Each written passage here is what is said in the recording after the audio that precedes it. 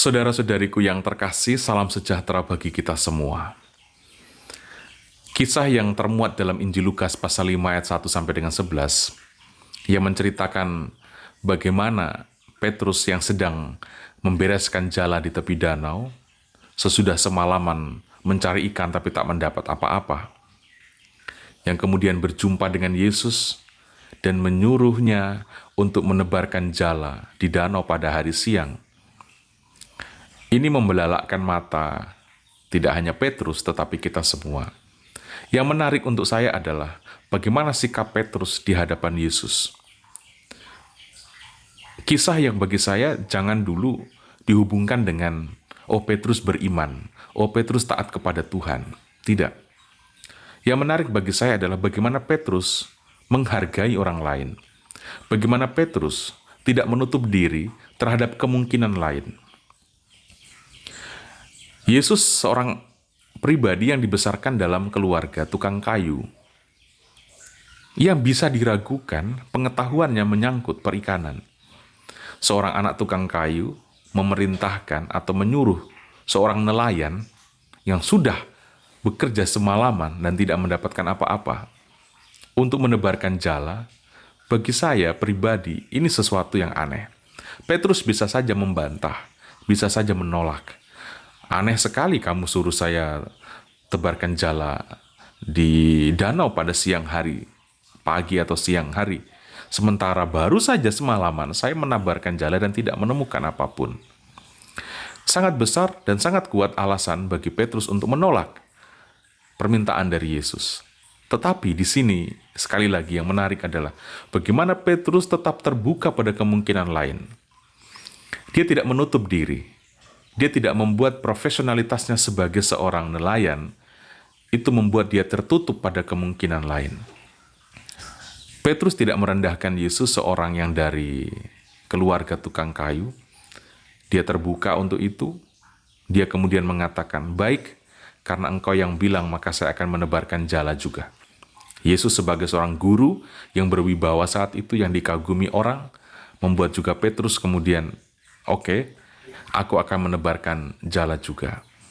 Dan hasil dari sikap tidak meremehkan orang, hasil dari sikap tidak menertawakan orang, hasil dari sikap terbuka terhadap kemungkinan lain, membuat Petrus terbelalak, karena dia akhirnya mendapatkan ikan dalam jumlah besar.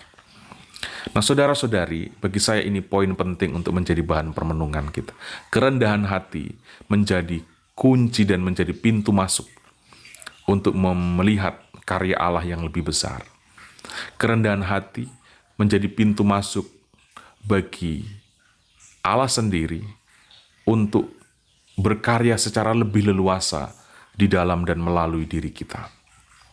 Ketika kita bersikukuh pada arogansi kita, pada kesombongan kita, memegang prinsip profesionalitas kita, dan tidak mau terbuka pada sesuatu yang lain, entah itu himbauan, entah itu kritik, masukan, atau ajakan, dan menganggap pertimbangan kita, menganggap analisa kita, menganggap pengetahuan, pemahaman, itulah segala-galanya dan kita percaya pada itu dan tidak terbuka pada yang lain. Bagi saya itu titik di mana kita memblokir Allah untuk bekerja lebih luas.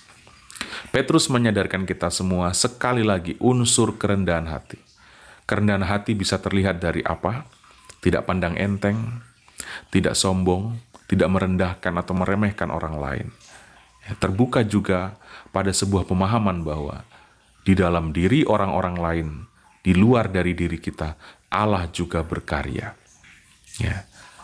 Saudara-saudari, dengan cara memahami seperti ini, percayalah, hidup kita akan jauh lebih banyak buahnya dibanding ketika kita bersikukuh untuk mempertahankan konsep, mempertahankan anggapan, pertimbangan diri kita, dan meremehkan atau merendahkan orang lain.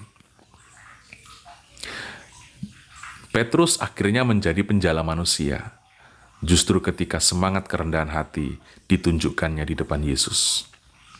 Ia akhirnya menjadi seorang yang lebih daripada sekedar penjala hewan, penjala ikan. dia akhirnya menjadi penjala manusia.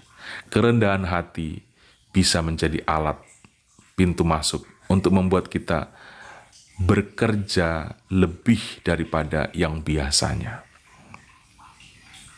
Mari kita sama-sama berdoa, semoga di dalam diri kita unsur kerendahan hati ini semakin kuat.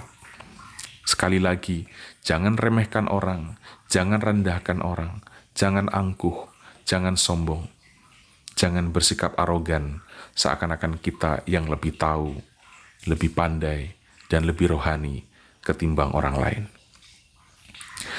Saudara-saudari, Tuhan Yesus memberkati kita semua.